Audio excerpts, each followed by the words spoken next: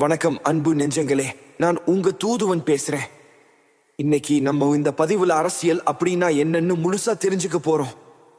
கடைசி வரைக்கும் முழுமையா பாருங்க, ஏன்னா இந்த காலகட்டத்திற்கு இது தேவை. அரசியல் என்றால் என்ன? இது வெறும் கட்சிகள், தேர்தல்கள் அல்லது அரசாங்கம் பற்றியது அல்ல. அரசியல் என்றால் மக்கள் எப்படி வாழ வேண்டும் என்று அவர்கள் ஒருமனதாக தீர்மானிப்பது. அதாவது மக்களின் மனநிலையின் பிரதிபலிப்பே அரசியல். மக்கள் ஆதரவோடு உருவாகும் அரசாங்கம் அவர்களின் எண்ணத்தை நடத்தி தரும். அவர்களது பிரதிநிதிகளாலேயே அமைந்திருக்கிறது. அப்படி இல்லாத அரசு மக்களால் எப்போதும் மாற்றப்படும். சில நேரங்களில் போராட்டத்தால், சில நேரங்களில் புரட்சியால்.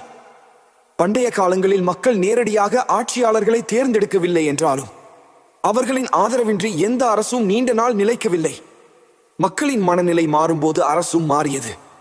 ஒரு காலத்தில் மக்கள் எது நடந்தாலும் பரவாயில்லை, நான் பிழைத்தால் போதும் என்று நினைத்தார்கள். அந்த மனநிலை இருந்தவரை அடிமை அரசியல் நடந்தது. ஆனால் மக்கள் விழித்த போது அரசியலும் விழித்தது. அந்த விழிப்புதான் கொள்கைகளாக, கோட்பாடுகளாக மாறியது. அரசாங்கம் திருடலாம், தவறு செய்யலாம், ஆனால் மக்களின் மனநிலைக்கு மாறாக செயல்பட முடியாது. அப்படி நடந்தால் அந்த அரசு நிலைக்காது. ஒரு சிலரை சில காலம் ஏமாற்றலாம், ஆனால் பெரும்பாலானோரின் எண்ணத்தை ஏமாற்ற முடியாது. அரசியலை தீர்மானிப்பது அரசியல்வாதிகள் அல்ல, மக்கள்தான். அவர்கள் மனநிலை, அவர்கள் விழிப்பு, அவர்கள் விருப்பம், அதுவே ஒரு நாட்டின் அரசியலின் அடித்தளம். அரசியல் என்பது ஆசை அல்ல, அது மக்களின் விழித்துணர்ச்சியின் பிரதிபலிப்பு.